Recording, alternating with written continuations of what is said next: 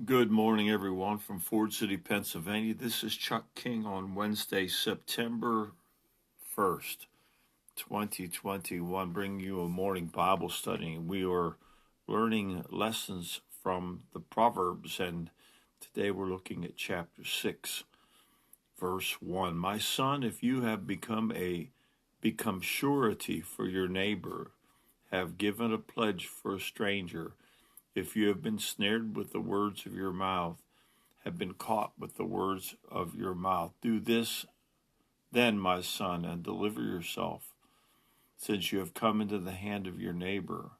Go, humble yourself, and importune your neighbor.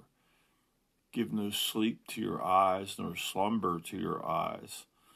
Deliver yourself like a gazelle from the hunter's hand, like a bird from the hand of the fowler. So we begin today talking about the danger of becoming surety, and that means that you promise to pay someone else's debt. You pledge to pay their debt for them if they default.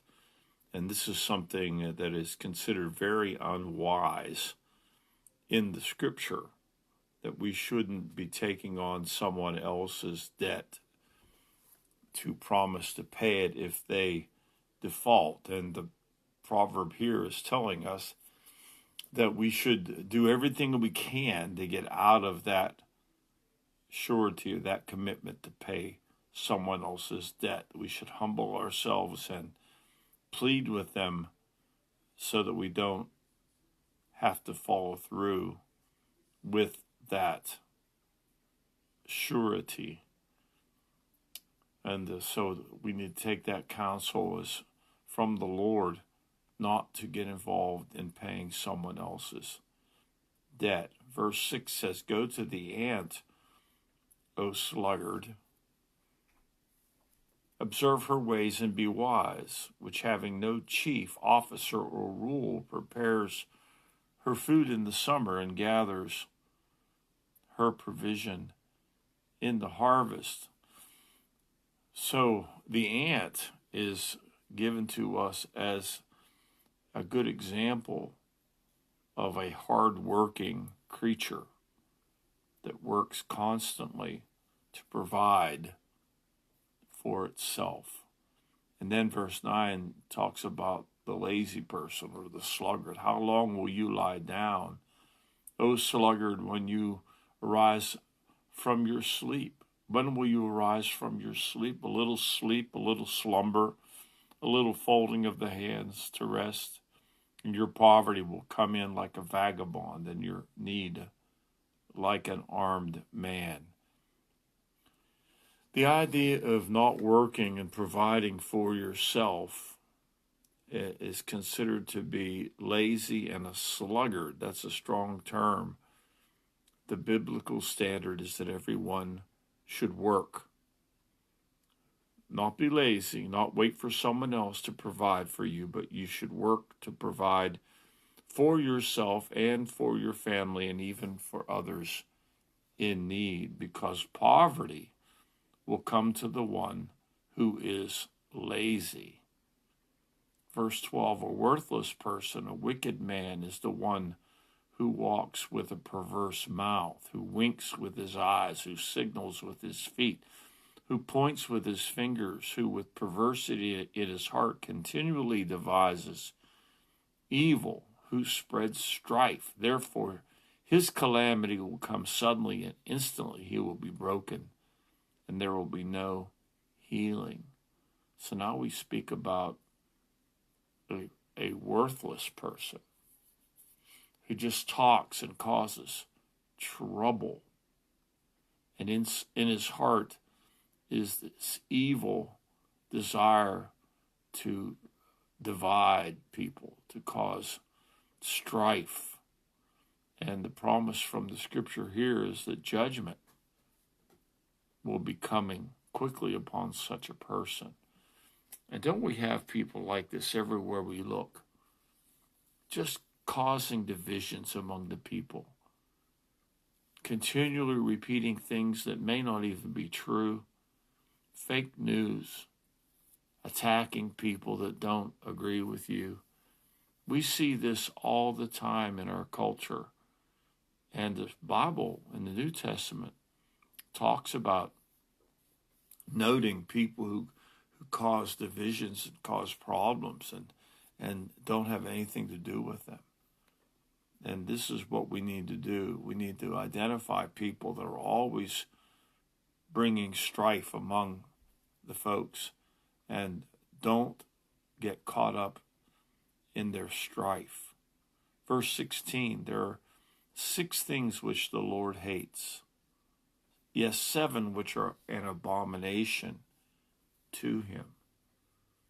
Haughty eyes, a lying tongue, and hands that shed innocent blood, a heart that devises wicked plans, feet that run rapidly to evil, a false witness who utters lies, and one who spreads strife among brothers. So we have 7 things here that Proverbs tell us from the wisdom of God, 7 things that God hates that are an abomination to him. Haughty eyes, which means someone who's really proud and really full of themselves and ignoring humility and the grace that comes from it.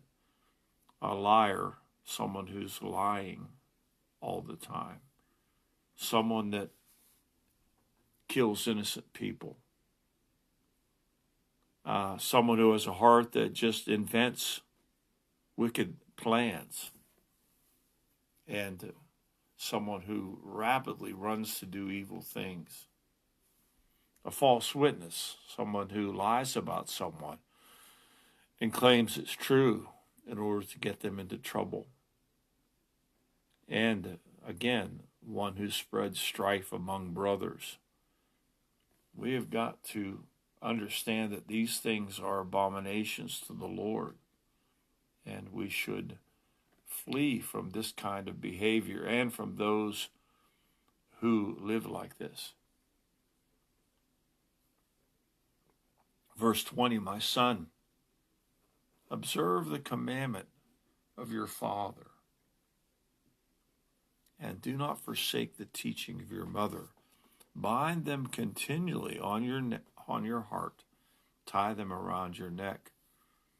When you walk about, they will guide you. When you sleep, they will watch over you. And when you awake, they will talk to you. So this need to listen to the wisdom that our parents impart to us. And of course, the context here is God's commandment, his standard, his way of living, that we should continually focus on and remember those things that we've been taught about the commandments of God. Because no matter what we do, whether we're awake or whether we're asleep, these commandments will guide us, will direct our steps. Verse 23, for the commandment is a lamp, and the teaching is light, and reproofs for discipline are the way of life.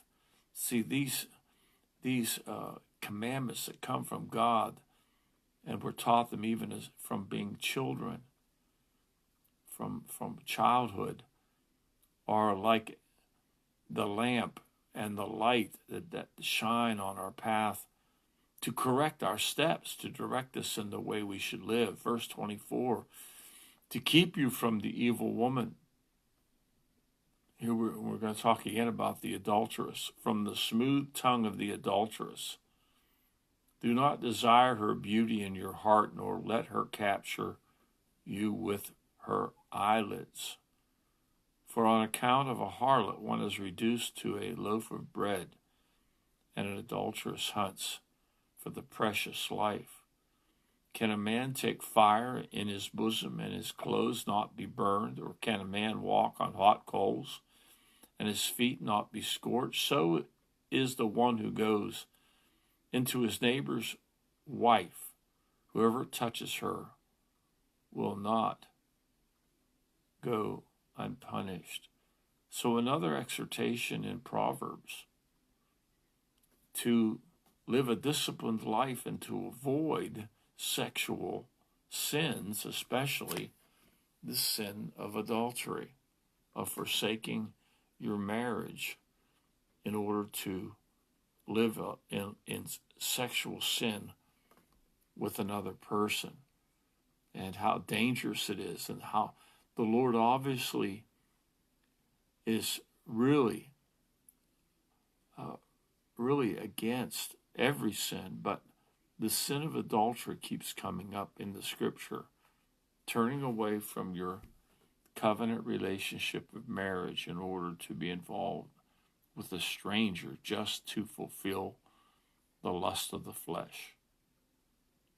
And the judgment is promised here for such a person. Verse 30, men do not despise a thief if he steals to satisfy himself when he is hungry, but when he is found, he must repay sevenfold. He must give all of the substance of his house. The one who commits adultery with a woman is lacking sense. He who would destroy himself does it. Wounds and disgrace he will find, and his reproach will not be blotted out. For jealousy enrages a man, and he will not spare in the day of vengeance. He will not accept any ransom, nor will he be satisfied, though you give him many gifts.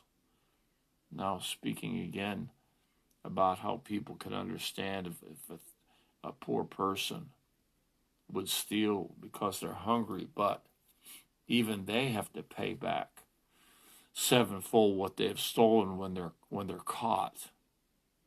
But the person who goes after someone else's wife in adultery lacks all common sense and destroys himself and brings judgment down on his life.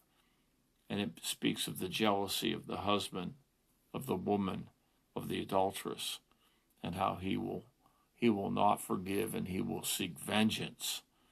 So we have Proverbs 6 again referring to this adulterous lifestyle that people choose to live, forgetting the counsel, the commandments given by their parents when they were children to honor God, to live for the Lord, to obey him. And first of all, becoming surety or taking on someone else's debt is really taught against here. Then being lazy and not providing for yourself or your family or others is condemned here. And then again, we come into the person who just, the 7 abominations, the things that the Lord hates, and they're all described here so that we avoid those lifestyles by taking the wisdom of God, the commandments of God, and applying them to our lives. And finally, another